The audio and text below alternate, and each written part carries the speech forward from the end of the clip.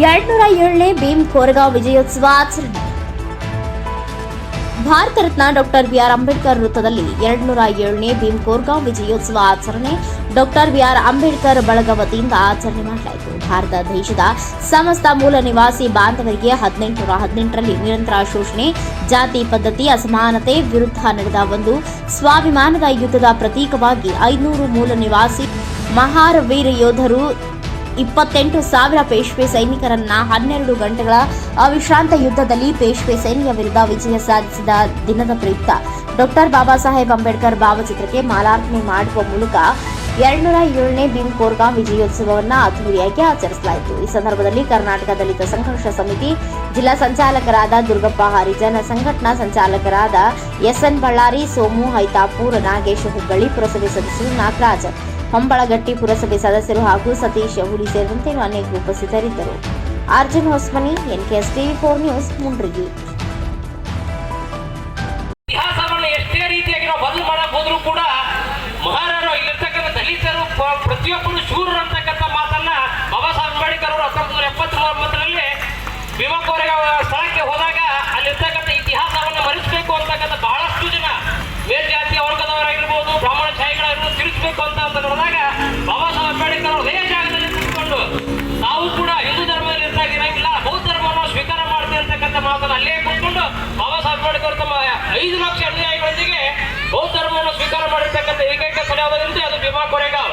ದಯಮಾಡಿ 7 ಲಕ್ಷಕ್ಕಿಂತ ಹೆಚ್ಚು ಈಗಾಗಲೇ ಭೀಮ್ ಕೋರೆಗಾಂವ್ ವಿಜಯೋತ್ಸವದ ಬಗ್ಗೆ ತಮಗೆಲ್ಲರೂ ಹೇಳ್ತಾ ಆ ಛತ್ರಪತಿ ಶಿವಾಜಿ ಆತ ಮರಾಠದಲ್ಲಿ ಸಾಮ್ರಾಜ್ಯವನ್ನು ಕಟ್ಟಿ ಆ ನಾಡಿನಲ್ಲಿ ಆತ ಪಟ್ಟಾಭಿಷೇಕ ಆಗುವಂತ ಆ ಸಂದರ್ಭದಲ್ಲಿ ಒಂದು ನೆನಪಿಸಿದ ಘಟನೆನ ಮನುವಾದಿಗಳು, ಪುರೋಹಿತ ಶಾಸ್ತ್ರಿಗಳು ಏನ್ ಮಾಡ್ತಾರೆ ಗೊತ್ತಾ, ಇವ ಒಬ್ಬ ಹಿಂದೂ ವರ್ಗದ ಬಂದಿರ್ತಕ್ಕಂಥವನು ಛತ್ರಪತಿ ಶಿವಾಜಿ, ಅವನು ಈ ಕ್ಷತ್ರಿಯರಿಗೆ ಸೀಮಿತವಾಗಿರ್ತಕ್ಕಂಥ ಈ ರಾಜ್ಯ ಪಟ್ಟಾಭಿಷೇಕ ಆಗಕ್ಕೆ ಅದು ಯೋಗ್ಯ ಇಲ್ಲ ಅಂತ ಹೇಳಿದಾಗ ಏನೋ ಮಾಡಿಕೊಂಡು ಅನಿವಾರ್ಯವಾಗಿ ಅದನ್ನು ಒಪ್ಪಿಸ್ಕೊಂಡು ಛತ್ರಪತಿ ಅವರು ಅವತ್ತಿನ ದಿವಸ ಶಿವಾಜಿ ಅವರು ಪಟ್ಟಾಭಿಷೇಕ ಹೊಂತಾರ.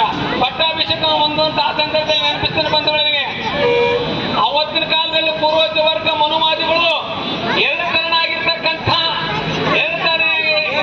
ಮಂತ್ರ ಘೋಷಣೆ ಮಾಡ್ತಿರ್ತಾರ. ಒಂದು ಮಂತ್ರ ದಲಿತರಿಗೆ ಅಸ್ಪೃಶ್ಯರಿಗೆ ಸೀಮಿತ ಆಗಿರ್ತಕ್ಕಂಥ ಕೆಲಸ ಮಾಡದಿರ್ತಕ್ಕಂಥ ಮಂತ್ರಗಳು. ಆ ಮಂತ್ರಗಳನ್ನ ಪಠಣ ಮಾಡಿ ತನ್ನ ಎಡಗಾಲಿನ ಎಬ್ಬಟ್ಟಿನ ಕಿರಣದಿಂದ ಛತ್ರಪತಿ ಶಿವಾಜಿ ಮಹಾರಾಜನಿಗೆ ಆ ಕುಂಕುಮ ಇಡ್ತಾನ್ರಿ, ತಿಲಕ ಇಡ್ತಾನೆ ನೋಡಿ. ಎಡಗಾಲಿನ ಎಬ್ಬಟ್ಟಿನ ಕಿರಣದಿಂದ ಎಡಗಾಲಿನ ಆ ಕಿರುಬೆರಳಿಂದ ಆತ ಮಾಡ್ತಾನೆ ಅಂದ್ರೆ ಅಸ್ಪೃಶ್ಯತೆ ಅಸಮಾನತೆ ಎಷ್ಟು ಅನ್ನೋದಕ್ಕೆ ಇದೆಲ್ಲ ಉದಾಹರಣೆಗಳು. ಹಾಗೇನೆ ಛತ್ರಪತಿ ಶಿವಾಜಿ ಮಹಾರಾಜನ 30 ಕೊಲೆ ಮಾಡ್ತಾರ.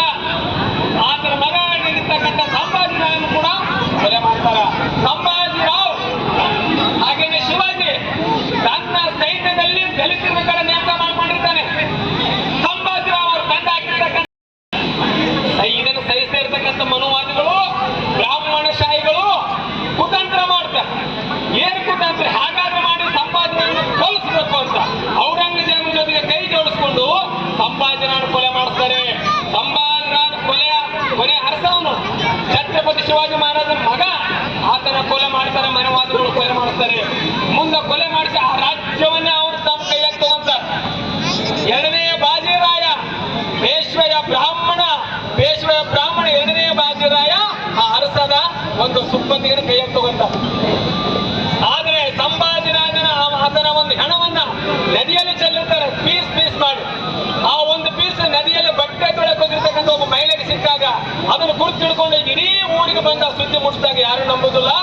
ಅದೇ ಊರಲ್ಲಿ ಇರ್ತಕ್ಕಂಥ ದಲಿತ ಕೇರಿಗೆ ಬರ್ತಾಳ, ಸಿದ್ದನಾಕ, ಬಕನಾಕ, ಹಣನಾಕ, ಹಿಂಗೆಲ್ಲ ಇರ್ತಾರೆ ನಮ್ಮವರು. ಅವರು ಆ ಸೈನ್ಯದಲ್ಲಿ ಸೈನಿಕವಾಗಿ ಕೆಲಸ ಮಾಡ್ತಿರ್ತಾರ. ಒಬ್ಬ ವೀರ ಯೋಧರು ಅವರು ಬಂದು ವಿಷ ಮುಟ್ಟಿಸಿದಾಗ ಬಹಳ ನೊಂದು ಬಂದು, ಅಯ್ಯೋ ನಮ್ಮ ರಾಜನ ಕೊಲೆ ಆಯ್ತಾ, ಯಾರಿಂದ ಆಯ್ತು, ಈ ತರ ಆತಂದಾಗ ಅದನ್ನು ಮನಸ್ಸಿನಾಗ ಇಟ್ಕೊಂತಾರ. ಅದೇ ಕಾಲಕ್ಕ ಈ ಪೇಶ್ವೆಯ